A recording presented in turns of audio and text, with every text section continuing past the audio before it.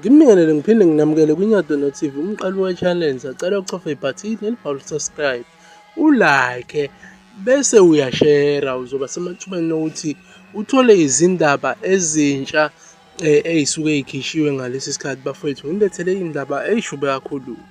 Kodwa namhlanje inkonzo engicela ukuyidlulisa ithi bathina abantu ngoShembe, bathubani uShembe. Yinye into edala ngingene kulesihloko namhlanje esithi bathubani eAfrika, bathubani eSouth Africa, bathubani ezweni lonke ngoba sokuyakhulunywa ngayo izwe lonke. Okudala ngibuze lamazwi alandelayo, indlela afike ngayo emhlabeni ukuthi umenyezelwe engakafiki, emenyezelwa kukhokho wakhe umzazela, kwathiwa wena uyashintsha namhlanje uzuzabo wakaShembe, nomntwana ngelinye ilanga uyozalwa kuyothiwa uShembe. Angixoxe leyo ndaba, kodwa ngithinta lapha nalapha ukuthi ukufika kwakhe kumenyezelwe kukhokho wakhe engakafiki yena kwamenyezelwa. Ngithi-ke bathi ungubani uShembe abantu eMzansi noma emhlabeni wonke jikelele, bathi ubani? Ngoba sibonile khona abaprofeti, khona abathandazi, khona abalaphi bendabuko, khona konke okunye kunamagama, kodwa uShembe bathi ubani? Kukhona inla engena khona kuzona zonke izinto ezikhona emhlabeni ezaqhamuka ezulwini nezaqalwa emhlabeni. Kukhona yini abantu abambona eyikho?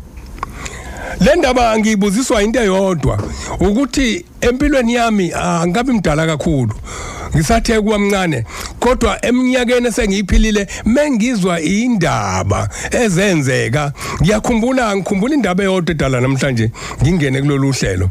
Ngingeniswa ukuthi ngoMashi besikhuluma ngokufika kwakhe, efika la kwelakithi eMpumalanga, eqhamuka kwelasenhla.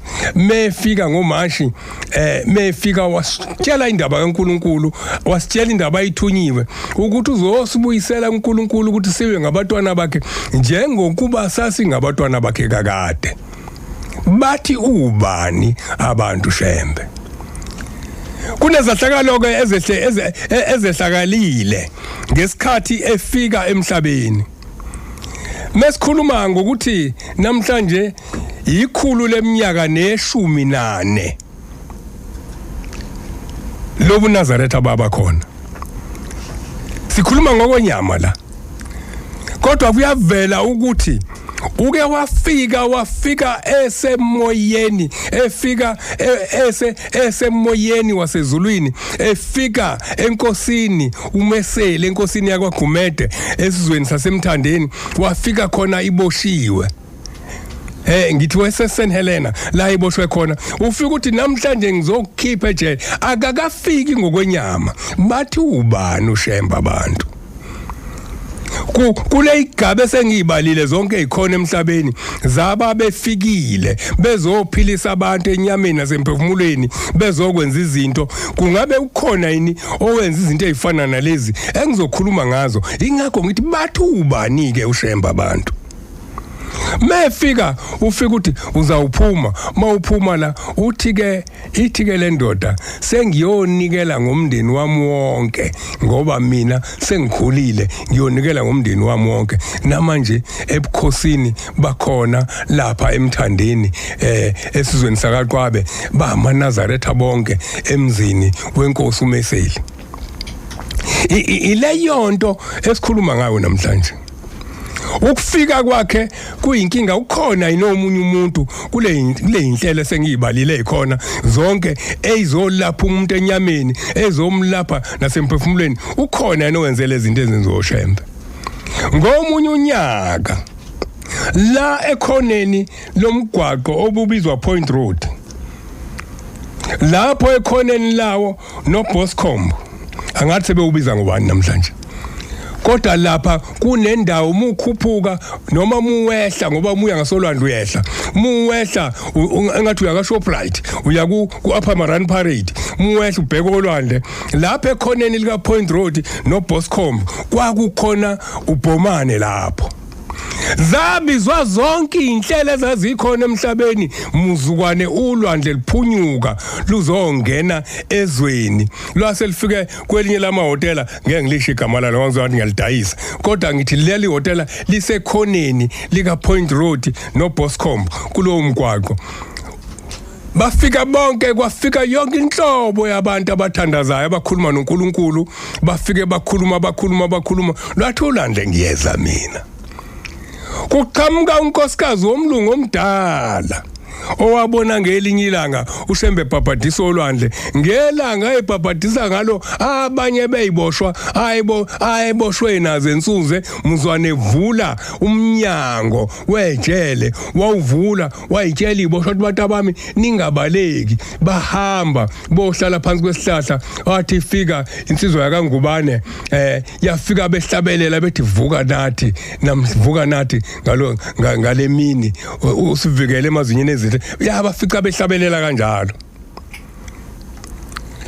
maseke lenkosikazi yakhumbula ukuthi kukhona indoda ebizwa ngohlanya bathi ubani uShemba abantu eyake yaphindisela ulwandle emumva solungene solula ku Point Road lapho njoba ngithi nje khoneni kwakhona uBhomane lapho base begijima bayomlanda emzini wasekuphakameni bathi wayesephuthuma futhi weza mase fika khona uyabakhombisa ukuthi yena uthunywe ezulwini wazi imfihlakalo uthi kubantu ayehamba nabo uthi la sokukhona indoda la kaBhomane uBhomane abazuthini abantu ila kwakuyila kwakhiwa khona izinkwa ila kwakhiwa khona izinkwa kwakuthiwa kaBhomane lapho uthi khona umuntu osebhajwe ebhandeni elithwala izinkwa lizisala iphekwa khona usebhajwe ebhandeni gijimani niyomkhipha uthumela abantu ahamba nabo akangenile kodwa phakathi bathi ubani uShemba abantu mebe ngena labantu bafika bamfica nangumuntu ngempela ubhajwe ebhandeni sebeyamkhipha bayambuyisa mase ehamba ngokujwayelekile umuntu mebizwa konakele into yokuqala ufika qala athandaze acele uNkulunkulu naku sokonakele siyacela thube khona wena kanye nathi bathi kodwa ufika wenza inqabo Shembe akathandazi ufika uphethe iwalking stick yakhe abethandazela ngaye abantu ufike ukhuluma nalo ulwandle uthi wena ubani osethe wozala ubuza abantu abakhona uthi konakelephi yini enzakele la bathi abantu asazi uthi ngiyazi ukuthi kwenzakeleni ukhona odobe ngenyama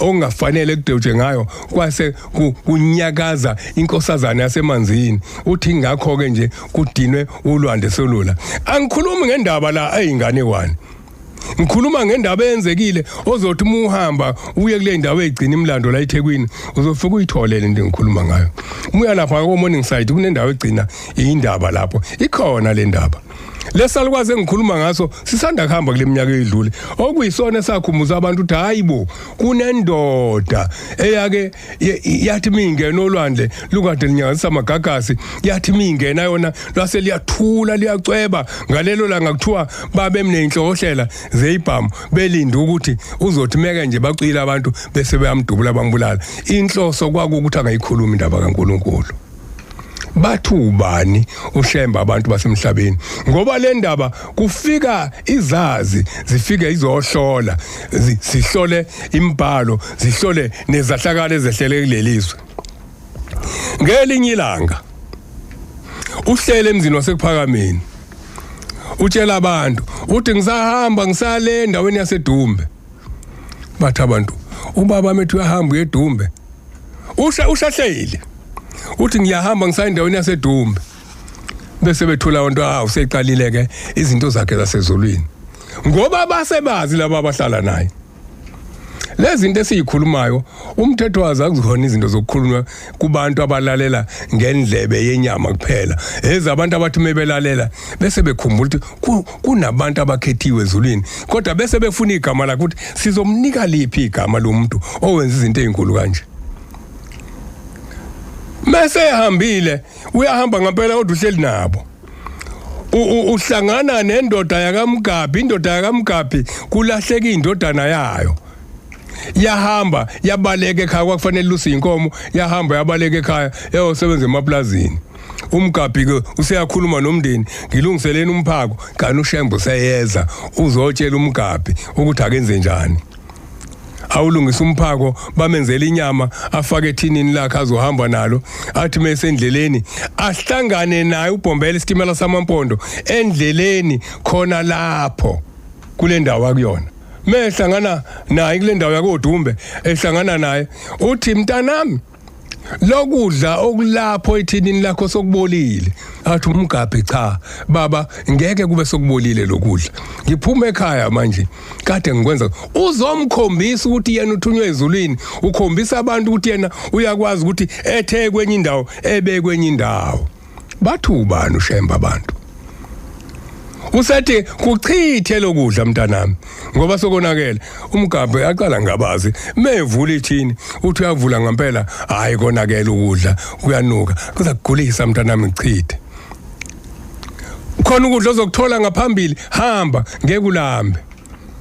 Useyahamba uMGaphi useyaqhubeka ke uyakolanda indodana yakhe elahlekile. Useyamkhombisa nokuthi maphi uShembe. Yena ube ufuna kona konke amaplaza kodwa usemkhombisa la ikhona useyahamba. Ngathi mesahamba engakafiki lapho ufika komunye umuzi kunedili khona uyadlulela bammemeze. Wemuntu kaNkulunkulu ngena ngala ebese yangena. Ubonakala ngathi usuka kude. La ekhaya kuyadliwa namhlanje bese bemenzela naye bambekela isithebe sakhe. Athi meqeda bese bethe Shumbini khonani. Athi hayi Shumbini bokhona umphako wami ebenguphethe ebengihamba ngudla ngendlela wabola ngase ngiyawuchitha. Hayi asikufakeleke okunye uhambe nako. Akufake alindele uMGaphi ukuthi ngoba kubolile bengisuka nake ekhaya naloku kuzobola yini ngoba ngiyoze ngibuye nendodana ngakusasa. Ahambe azafike kule ndawo la kusebenza khona indodana yakhe afika akhulume nabelungu. Cha ngilanda ingane yami kanje uthi uShembe uthe ngiyilandele ingane ngoba iphuma ingacelile ekhaya ayihambanga ngemvume. Ebese yavuma umlungu. Bavuke ngakusasa bangena indlela athi alivula ithini elinokudla kwakhe akubolile ukudla. Bathi ubani uShembe abantu? La awuthi isefingam khona. Yayingakabikho indaba yesitimela ngaleso sikhathi. Ukhomba khona efingama.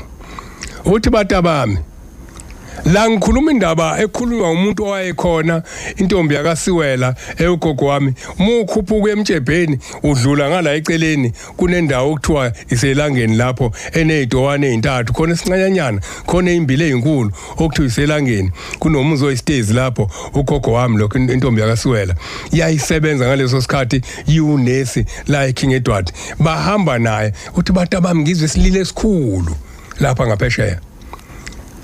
Bamangala ukuthi lesililo siyobe sikhalo ubani ngoba akukho umuzi lapha akukhona umgwaqo la kuthiwa khona kuzoginqika imoto bese kuyakhalwa naku la sikhona ukhomba esigangeni. Wafika ulayini wesitimela wafakwa lapha kuthe ngeminyaka ngithi kwakula between 66 no 65 saginqika isitimela kwafinqwaba abantu wayikhumbula ugogo lento.